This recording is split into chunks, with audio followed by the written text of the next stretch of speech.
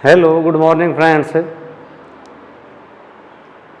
देखो, BSc part first में आज जो अपना नेक्स्ट टॉपिक है वो है लॉ ऑफ डोमिनेंस, प्रभाविता का नियम। ये अपने जो नियम चल रहे हैं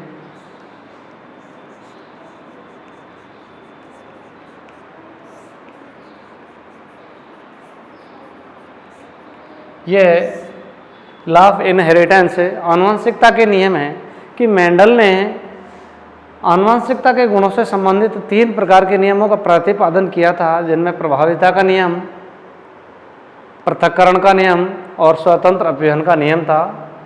3 नियम दिए थे। प्रभाविता का नियम,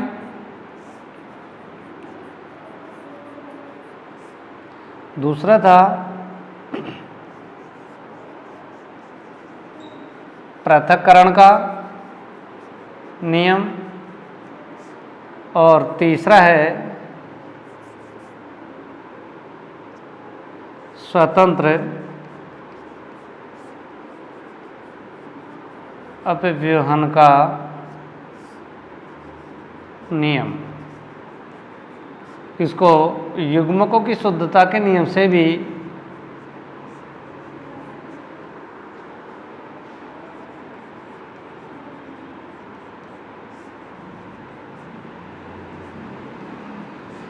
युग्मकों की शुद्धता के नियम से भी इसको जाना जाता है। तो ये मेंडल ने आनुवंशिकता से संबंधित 3 प्रकार के नियमों का प्रतिपादन किया। प्रभाविता का नियम, लॉ ऑफ डोमिनेंस, पृथक्करण का नियम और स्वतंत्र अपव्यवहन का नियम। इन तीनों नियमों में अब आज अपन जो पढ़ेंगे वो है प्रभाविता का नियम कि मेंडल के कार्यों में 1900 ईस्वी में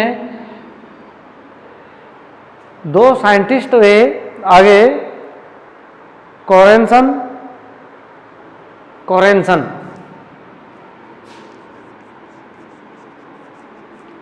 इन्होंने प्रयोगों के आधार पर फिर जाके आगे इन नियमों का, जेनेटिक्स से संबंधित, आनुवंशिकता से संबंधित इन नियमों का प्रतिपादन किया था और इसी के आधार पर ये नियम दिए गए थे, जिनमें अपन ने तीनों नियम बताए। प्रभाविता का नियम, पृथक्करण या युग्मकों की शुद्धता का नियम और तीसरा है स्वतंत्र अपव्यवहन का नियम। आज अपन देखते हैं प्रभाविता के नियम में। अब देखो, प्रभाविता का नियम क्या है कि मेंडल के इस नियम के अनुसार कि जो लक्षण F1 पीढ़ी में प्रकट होते हैं वो तो प्रभावी लक्षण, और जो F1 पीढ़ी में प्रकट नहीं होते वो अप्रभावी लक्षण कहलाते हैं। Law of dominance.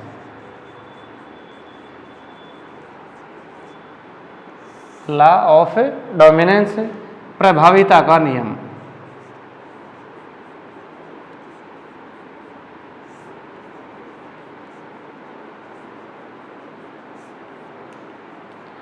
तो प्रभाविता का नियम क्या है, इसके बारे में अपन आज देखेंगे कि मेंडल ने मटर के पादपों पर प्रयोग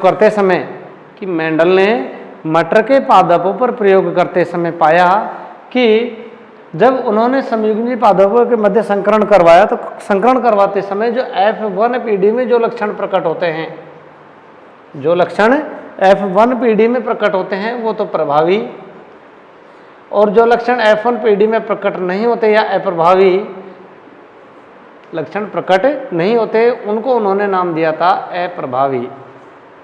इस आधार पर उन्होंने ये लक्षणों में जो F1 पीढ़ी में प्रकट होते हैं वो प्रभावी, और जो F1 पीढ़ी में प्रकट नहीं होते उन अप्रभावी लक्षणों के आधार पर उन्होंने ये प्रभाविता का नियम का प्रतिपादन किया था।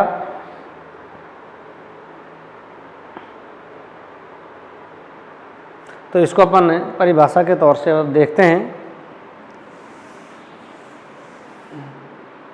कि मेंडल ने मटर के पादपों पर प्रयोग करते समय मेंडल ने मटर के पादपों पर प्रयोग करते समय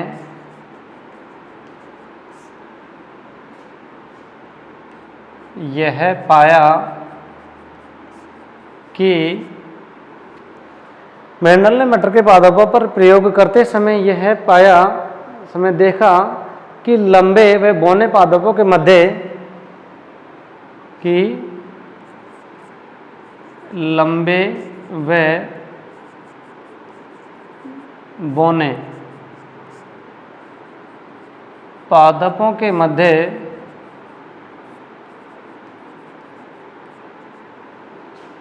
क्रॉस करवाते समय क्रॉस करवाने पर प्रथम संतानीय पीढ़ी F1 क्रॉस करवाने पर प्रथम संतानीय पीढ़ी F1 में जो लक्षण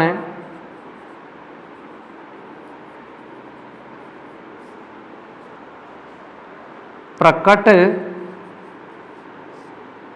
होते हैं वे प्रभावी लक्षण कहलाते हैं। प्रभावी लक्षण कहलाते, जो वही लक्षण F1 पीढ़ी में प्रकट होते हैं वो प्रभावी लक्षण कहलाते हैं, तथा दूसरा लक्षण जो F1 पीढ़ी में दिखाई नहीं देता है तथा दूसरा लक्षण जो F1 पीढ़ी में दिखाई नहीं देता है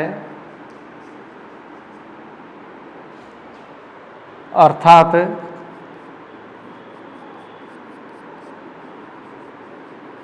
अदृश्य रहता है, अप्रभावी लक्षण कहलाता है। अप्रभावी लक्षण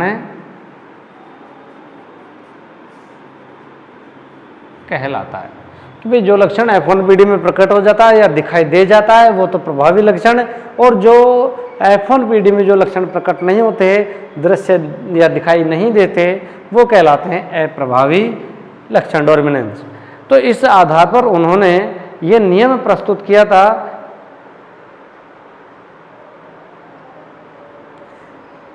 इस नियम के अनुसार, इसको दोबारा से देखते हैं, नियम परिभाषा।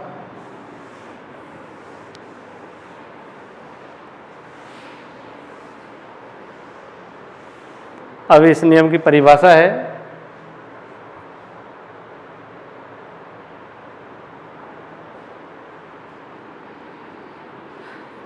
एक या एक से अधिक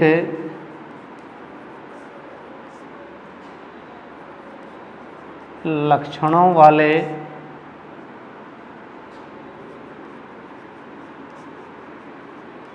पादपों के मध्य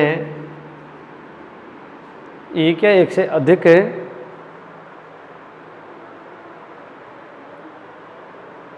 से अधिक लक्षणों वाले जीवों के मध्य या पादपों के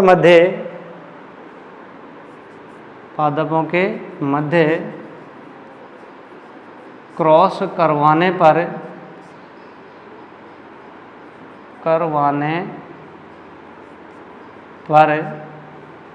जो लक्षण F1 पीढ़ी में मध्य क्रॉस करवाने पर F1 पीढ़ी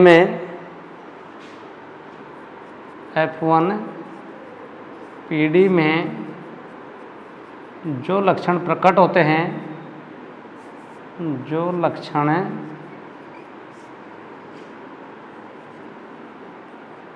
प्रकट होते हैं वे प्रभावी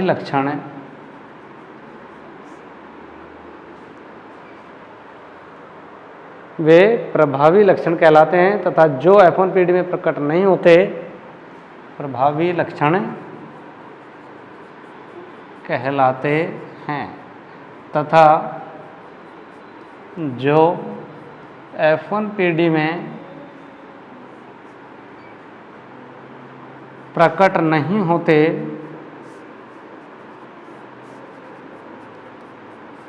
वे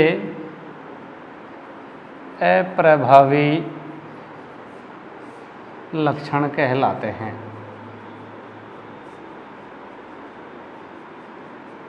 अप्रभावी लक्षण कहलाते हैं। तो इस आधार पर मेंडल ने ये प्रभाविता का नियम दिया था। इस नियम के अनुसार उन्होंने बताया था कि केवल जो लक्षण F1PD में प्रकट होता है या दिखाई देता है वो लक्षण प्रभावी लक्षण है, और जो F1PD में दिखाई नहीं देता है वो अप्रभावी लक्षण कहलाता है। तो इस आधार पर मेंडल ने मटर के लंबे और बौने पादपों के मध्य संकरण करवाकर F1PD में केवल लंबे पादप ही प्राप्त हुए। तो मेंडल के अनुसार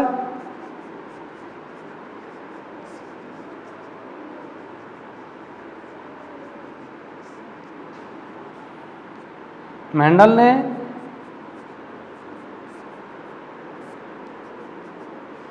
मटर के लंबे व बौने पादपों के मध्य क्रॉस करवाने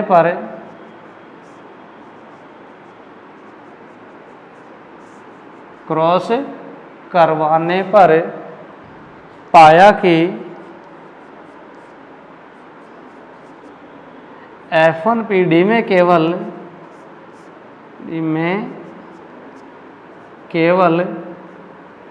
मटर के लंबे पादप ही F1PD में मटर के केवल लंबे पादप ही दिखाई देते हैं, बौने पादप उसमें प्रकट नहीं होते। F1PD में केवल लंबे पादप ही प्राप्त होते हैं। यहाँ लंबा गुण प्रभावी तथा बौना गुण अप्रभावी है। लंबे पादप ही दिखाई देते हैं, इसलिए यहाँ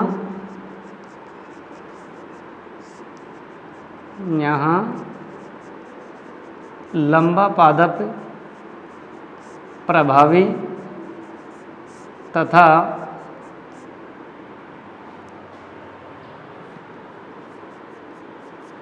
बौने पादप अप्रभावी होते हैं। तो इस आधार पर उन्होंने बताया कि जब एक या एक से अधिक वैकल्पिक लक्षणों वाले पादपों के मध्य या जीवों के मध्य जब क्रॉस करवाया जाता है तो क्रॉस करवाने पर जो लक्षण F1PD में जो लक्षण प्रकट होते हैं वो तो प्रभावी लक्षण, तथा जो F1PD में प्रकट नहीं होते या दिखाई नहीं देते वो कहलाते हैं अप्रभावी लक्षण। तो इस आधार पर मेंडल ने बताया था कि मेंडल ने अपने प्रयोग के अंदर मटर के पादप का चुनाव किया और मेंडल ने मटर के लंबे और बौने पौधों के मध्य समयुग्मजी या विषमयुग्मजी पौधों के मध्य जब क्रॉस करवाया तो क्रॉस करवाने पर उन्होंने पाया कि F1PD में मटर के केवल लंबे पादप ही प्रकट हुए या दिखाई दिए, इसलिए यहाँ लंबा जो गुण है वो प्रभावी तथा बौना पादप जो हैं वो अप्रभावी होते हैं। तो इस आधार पर उन्होंने F1PD में केवल प्रभावी पादप ही दिखाई दिए, अप्रभावी पादप उसमें दिखाई नहीं दिए। इनसे प्राप्त बीजों का उन्होंने पुनः संकरण करवाया और पुनः संकरण करवा पर जो उन्होंने F2PD प्राप्त की उस F2PD में उन्होंने देखा कि उनमें प्रभावी लक्षण जो थे वो 3:1 थे। प्रभावी 3 और अप्रभावी 1, मतलब 3 लंबे पादप और 1 बौना पादप भी उनको प्राप्त हुआ। तो इस तरह से उन्होंने लक्षण प्रारूप का जो अनुपात निकाला था वो 3:1 प्राप्त हुआ।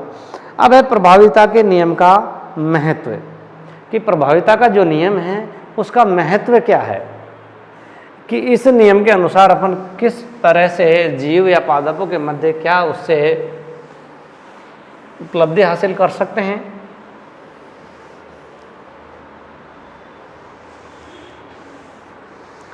प्रभाविता के नियम का महत्व। तो सिग्निफिकेंस ऑफ डोमिनेंस,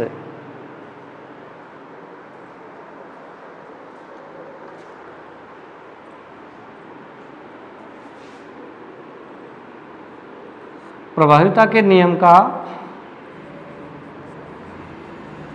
महत्व, सिग्निफिकेंस ऑफ डोमिनेंस। भाई प्रभाविता के नियम का अपन महत्व देखते हैं कि प्रभाविता के नियम का क्या क्या महत्व है। तो इस प्रभाविता का नियम को ज़्यादातर कई जो जेनेटिक्स बीमारियां होती हैं उनमें इसका उपयोग किया जाता है, जैसे मंदबुद्धि, हीमोफीलिया। तो इस प्रकार के रोगों के इलाज के लिए ये प्रभाविता का नियम ज़्यादा उपयोगी हुआ। इसी के आधार पर वैज्ञानिकों ने इनके इलाज से संबंधित खोज की। तो ये प्रभाविता का होना जीवों के लिए अत्यंत लाभदायक है। कुछ मनुष्य में पाए जाने वाले हानिकारक रोग, जैसे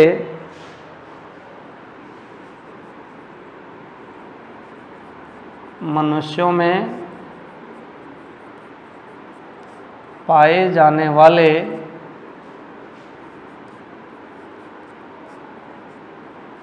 हानिकारक रोग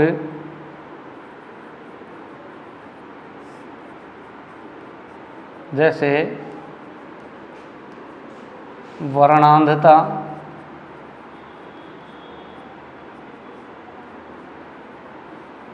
हीमोफीलिया,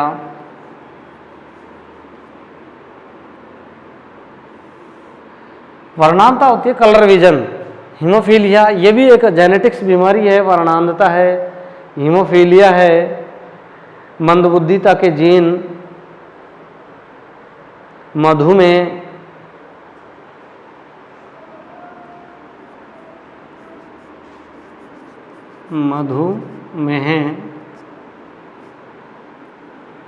मंदबुद्धिता के जीन,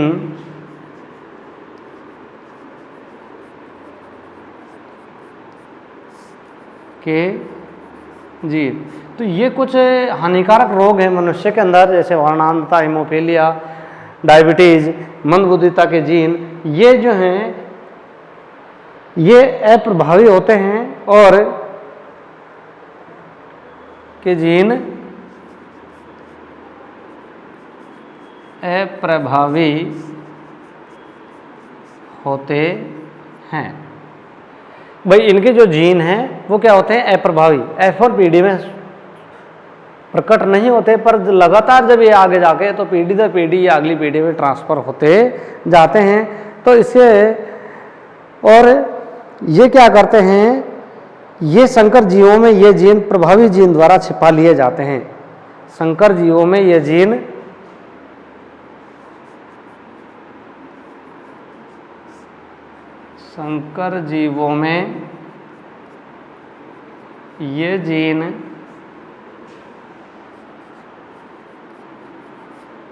प्रभावी जीनों द्वारा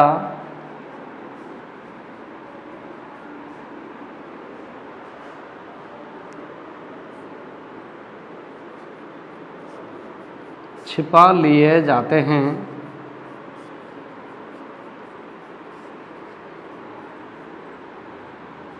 मंदबुद्धिता के जीन जो क्या होते हैं, ये अप्रभावी होते हैं। और जो संकर जीवों में हाइब्रिड जो जीव होते हैं उनमें जो प्रभावी जीन होते हैं, उन प्रभावी जीनों के द्वारा ये छिपा लिए जाते हैं, जिसके कारण क्या होता है कि ये अपनी अभिव्यक्त नहीं हो पाते, जिसके कारण ये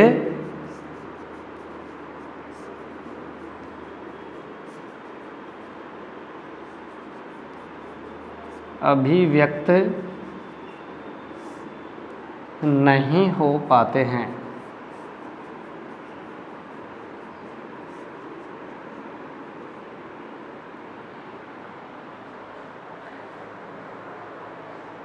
अतः संकर व्यक्ति रोगी जीन के उपस्थित होने के बावजूद पूर्णतः सामान्य होते हैं। ठीक है, अतः संकर व्यक्ति रोगी जीन के उपस्थित है, संकर व्यक्ति रोगी जीन के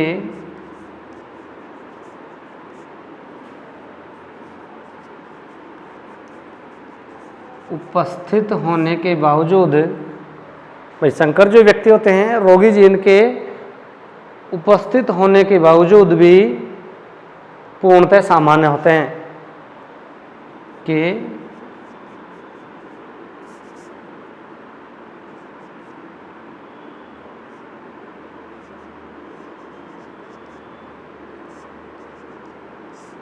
पूर्णतः सामान्य होते हैं।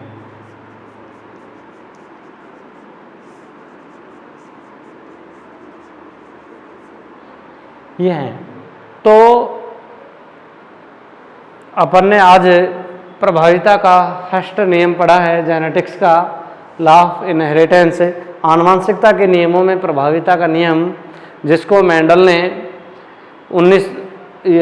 ने तीनों नियमों का प्रतिपादन किया था, पर तो 1900 ईस्वी में कॉरेंसन के द्वारा 1900 ईस्वी में कॉरेंसन के द्वारा इसमें कुछ संशोधन करके इन नियमों का प्रतिपादन किया गया था, जिनमें ये तीनों नियम थे, जिसमें अपन ने आज प्रभाविता के नियम के बारे में पढ़ा कि प्रभाविता का नियम क्या है और जीवों में किस प्रकार से प्रभावी लक्षण है या उनसे संबंधित किस प्रकार से उपयोगी है। तो ये प्रभाविता का नियम का महत्व है कि प्रभाविता के नियम के अनुसार मनुष्य में कुछ हानिकारक रोग होते हैं। ये हानिकारक रोग हैं जेनेटिक्स रोग कहलाते हैं। ये पीढ़ी दर पीढ़ी अगली पीढ़ियों में ट्रांसफ़र होते रहते हैं, जिनमें वर्णांतता, ब्लाइंडनेस जिसको बोलते हैं, कलर विजन, हीमोफीलिया भी एक जेनेटिक्स रोग है, और मधुमेह, डायबिटीज़ हैं। मंदबुद्धिता के जीन अप्रभावी होते हैं। क्या होते हैं इनके जीन? अप्रभावी होते हैं। ये अपना लक्षण प्रकट नहीं हो पाते। संकर जीवों में ये जीन प्रभावी जीनों के द्वारा क्या कर लिए जाते हैं? छिपा लिए जाते हैं। भाई जो भी हाइब्रिड प्रजातियां होती हैं, उन हाइब्रिड प्रजातियों में ये जो जीन हैं, ये जीन प्रभावी जीनों के द्वारा क्या कर लिए जाते हैं? छिपा लिए जाते हैं, जिसके कारण ये अपनी अभिव्यक्ति या रिप्रेजेंट नहीं कर पाते, कि जिसके कारण ये अपनी अभिव्यक्ति को प्रदर्शित नहीं कर पाते। और इसलिए संकर व्यक्ति रोगी जीन के उपस्थित होने के बावजूद भी, भाई जो संकर व्यक्ति होते हैं, हाइब्रिड जो व्यक्ति होते हैं, उनमें ये रोगी जीन उपस्थित होने के बावजूद भी वे पूर्णतः क्या होते हैं? सामान्य होते हैं। तो इस तरह से ये प्रभाविता के नियम का क्या है? महत्व है, और इसके द्वारा इन रोगों के ऊपर कंट्रोल किया जा सकता है। तो ये तो हुआ आज अपना प्रभाविता का नियम, और कल अपन बताएंगे युग्मकों की शुद्धता का नियम या पृथक्करण का नियम, कि इसमें क्या होता है? विषम युग्मजी पादपों के जो समूह होते हैं, विषम युग्मजी पादपों के जो समूह होते हैं, एक साथ रहते हुए भी दोनों के विकल्पी सदस्य असमान होते हैं। भाई विषम युग्मी या युग्मकों की शुद्धता का नियम क्यों कहा जाता है उसको? क्योंकि उसमें युग्मक साथ रहते हुए भी वो अपने लक्षण कॉम्प्रोमाइज़ नहीं हो पाते, मिलते नहीं हैं, वो अगली पीढ़ी में फिर स्वतंत्र रूप से पृथक हो जाते हैं। इसलिए इसको पृथक्करण का नियम या युग्मकों की शुद्धता का नियम भी कहा जाता है, क्योंकि इसमें विषम युग्मजी अवस्था में जो विकल्पीय सदस्य होते हैं एक साथ रहकर भी आपस में मिश्रित नहीं होते। विकल्पीय जो सदस्य होते हैं एक साथ रहते हुए भी वो आपस में मिश्रित नहीं होते, इसलिए इसको बोलते हैं युग्मकों की शुद्धता का नियम। तो ये तो आज अपन ने प्रभाविता के नियम के बारे में पढ़ा। आगे अपन ने इसका जो सेकंड लॉ है, द्वितीय इसका नियम है, जो है युग्मकों की शुद्धता का नियम या पृथक्करण का नियम, इसको अपन नेक्स्ट अगली जो वीडियो होगी, अपनी जो अगली क्लास होगी, उस वीडियो में इसको अपन बताएंगे कि युग्मकों की शुद्धता के नियम की परिभाषा, उसका महत्व है ना। युग्मकों की शुद्धता का नियम, युग्मकों की शुद्धता का नियम या पृथक्करण का नियम, इसको अपन नेक्स्ट जो वीडियो होगी, नेक्स्ट जो क्लास होगी, उसमें बताएंगे। ओके।